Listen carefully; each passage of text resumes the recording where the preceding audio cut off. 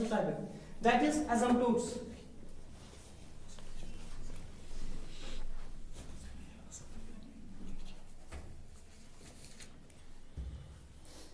अगर एजम्पटोट की verbal meaning देखिएगा ना, डिक्शनरी मीनिंग, डिक्शनरी एक्चुअली जो है एजम्पटोट है ना, it is a Greek word.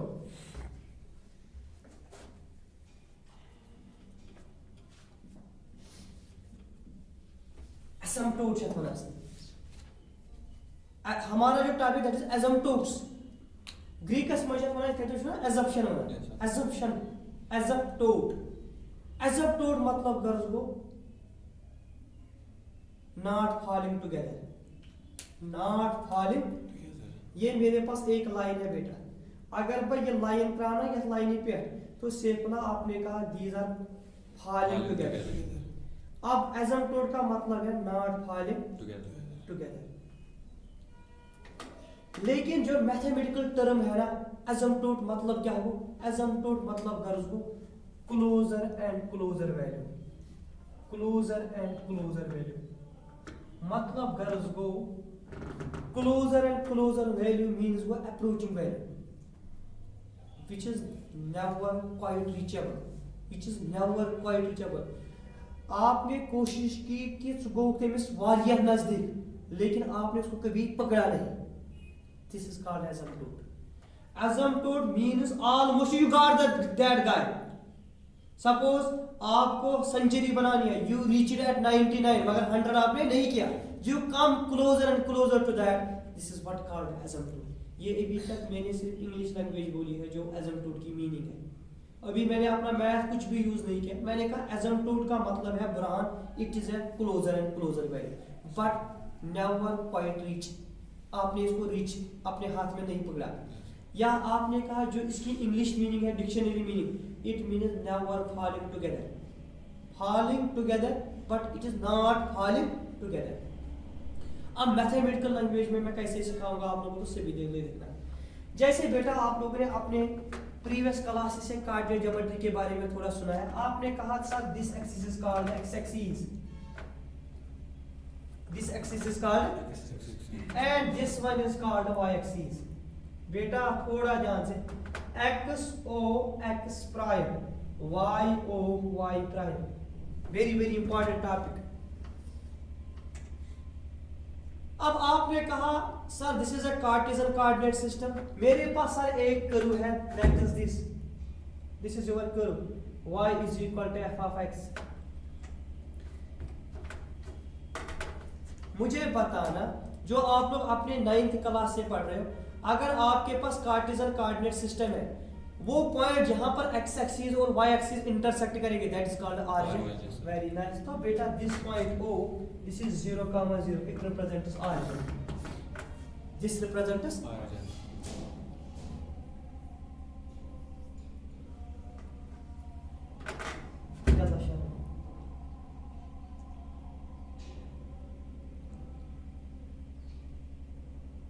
Okay, इस पे कंसंट्रेट करना.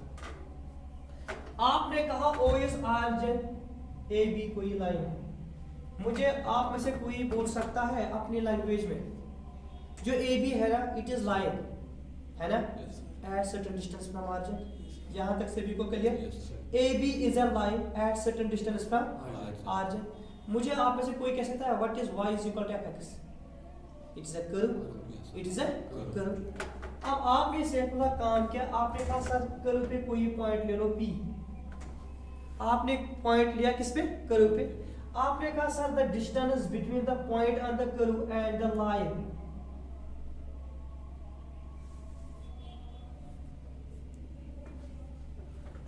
आपने कहा the distance between the point on the curve and the line approaches to sir 0 when point approaches to infinity. Means जो ये लाइन है ना, line AB which is at certain distance from origin is known as asymptote of a given. तो बेटा आपने कहा AB जो है ना, AB what is AB? Line. तो जो asymptote है ना, asymptote is actually a straight line. Asymptote is actually a straight line. तो हम asymptote of a curve कैसे डिफाइन करते हैं? आप लोगों ने कहा asymptote of a curve is a line to which the curve converges. To which the curve, या आप लोगों ने कहा कि अगर हम कर्व पे कोई पॉइंट लेंगे, the distance between the point and the curve and the line approaches to zero as the point approaches to infinity. यहाँ आप लोगों ने ऐसे भी कहा सर जो ये कर्व और लाइन है ना ये बहुत क्लोजर है each other but never cuts each other. This is called asymptote. तो बेटा आप लोगों ने कहा कि asymptote of a curve is actually a line. Is actually a to which the curve converges. जिसकी तरफ curve converges but never touches the curve. But never touches the या आपने कहा ऐसे भी सर अगर हम एक पॉइंट लेंगे कर्व पे और the distance between the point on the curve and the line ये बहुत क्लोज हो रही है मगर कभी टच नहीं करती है then this line is known as asymptote of the curve. तो बेटा जो ये asymptote है ना ये एक्चुअली हॉरिजॉन्टल लाइन हो सकती है ये या कभी वर्टिकल लाइन हो सकती है या कभी हॉरिजॉन्टल लाइन हो सकती है. सपोज आपने कहा जो ये AB है ना बुरहान AB ये इस कर्व का asymptote है. अब asymptote का कांसेप्ट छोड़ो मुझे पता कोई आप में से AB जो है ये क्या है ये वर्टिकल लाइन है ना. अगर बेटा मैंने अब काम किया आपका टॉपिक थोड़ा चेंज किया मैंने यही कार्टेशियन कोऑर्डिनेट सिस्टम लिखा सभी लोग देखना ध्यान से this is very important topic है बहुत अच्छा टॉपिक है. आप लोगों ने कहा सर हमारे पास ये है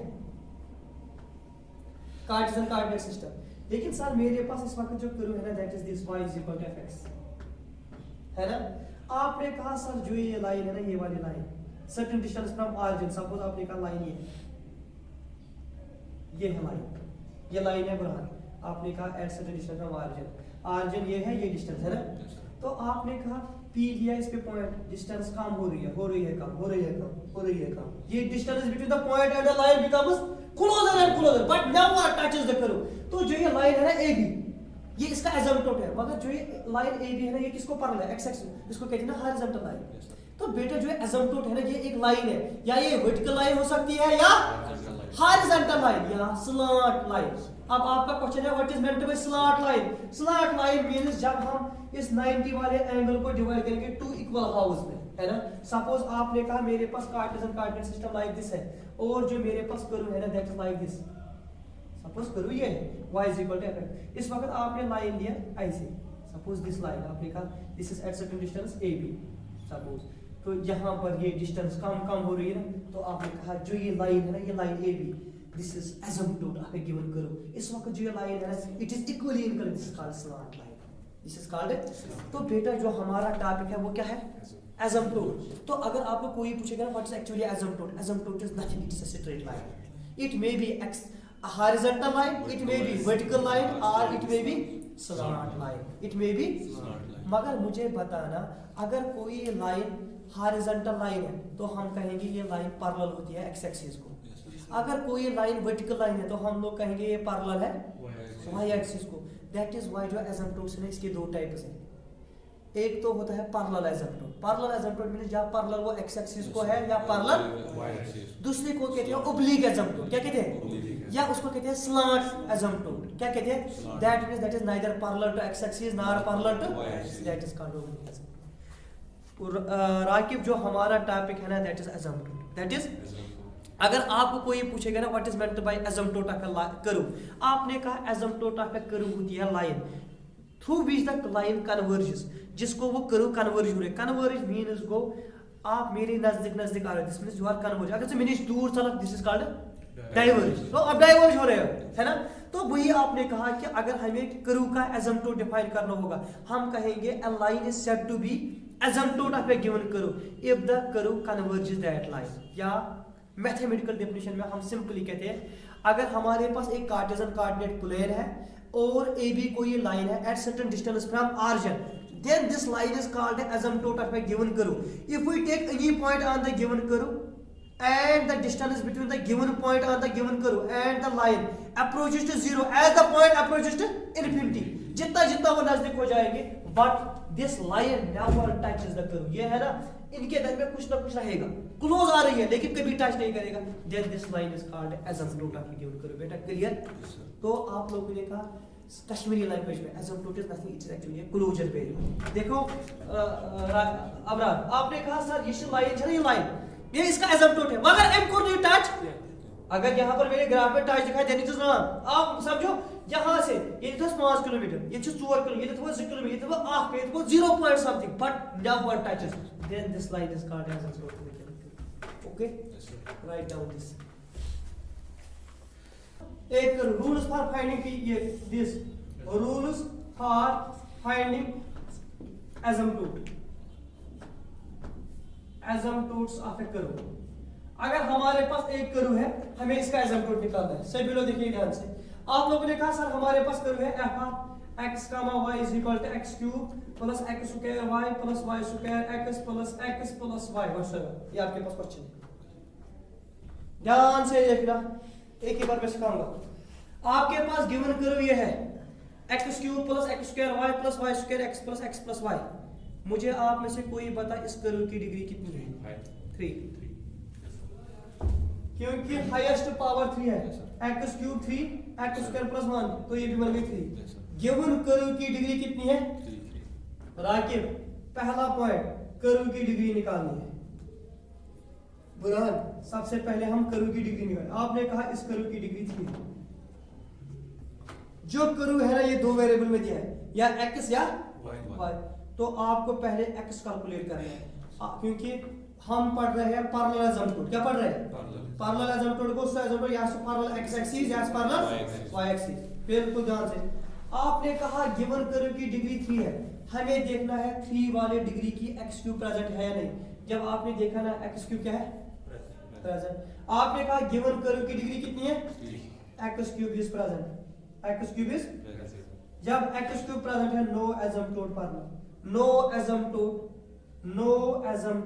पैरेलल टू x एक्सिस फिर तो निकालना नहीं अब x क्यूब प्रेजेंट है इसका मतलब है कि x पे कोई पैरेलल एसिम्प्टोट नहीं होगा means there is no line parallel to horizontal line okay इसके बाद पॉइंट हमें देखना है कर्व की डिग्री कितनी है 3 हमें देखना है y क्यूब प्रेजेंट है जब हमने सर्च किया ना मुबशिर y क्यूब प्रेजेंट नहीं है हमें इससे नीचे जाना है y क्यूब के बाद क्या आएगा y स्क्वायर का कोएफिशिएंट हम देखेंगे y स्क्वायर का कोएफिशिएंट जब हमने सर्च किया y स्क्वायर का कोएफिशिएंट क्या है x y स्क्वायर का कोएफिशिएंट क्या है तो हम वही लेंगे x इज इक्वल टू 0 सभी लोग देखेंगे हमें मिला x is equal to 0 is an asymptote parallel to y axis ये so asymptote is parallel y axis सभी लोग देखना अगर मैं कभी लिखूंगा ना x is equal to 3 x is equal to what is meant by this x equal 3 आप लोगों ने कहा ये x एक्सिस है ये y एक्सिस है sir x is equal to 3 को एक ही वैल्यू सो कहने की लाइन ये लाइन का पैरेलल अब मैं बोलता x is equal to 0 is the asymptote parallel to y axis अगर जब हमारे कोई y is equal to 5 what is meant by this सही की लाइन है ना what is this line it is parallel to x axis अब वो शेष लिखा x is equal to 0 is the asymptote parallel to y axis तो आपने कहा एसिम्प्टोट निकालने के लिए पैरेलल एसिम्प्टोट हमें सबसे पहले चेक करनी है डिग्री याद करो अगर उस डिग्री के x क्यूब और y क्यूब या x रेज़ पावर 4 और y रेज़ पावर 4 प्रेजेंट है नो एसिम्प्टोट पैरेलल अगर सर नहीं है इसके बाद हम नीचे जाएंगे लेकिन अगर का कोएफिशिएंट मिलेगा कांस्टेंट सपोज आपने कहा सर करो ऐसे ऐसे भी लिखेंगे x square plus y square या y cube x square plus y cube plus लिखा आपने सपोज y प्लस लिखा x मुझे बताना कोई कर्व की डिग्री कितनी है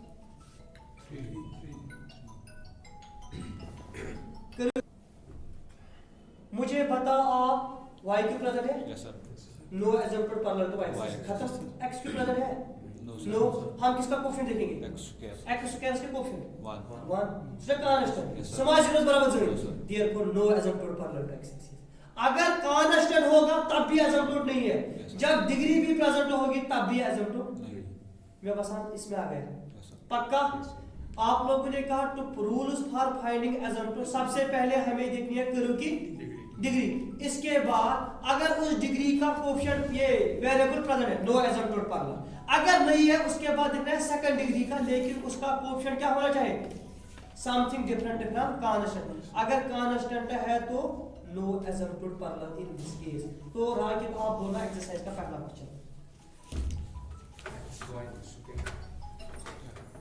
बोलो बेटा plus x square y x square y equal to x square x square plus y square. ये ना question Yes, sir. Sir video देखिए मुबशर आप लोग देखो आपने कहा this is x y square plus x y square x square y minus x square minus y square is equal to 0 है ना।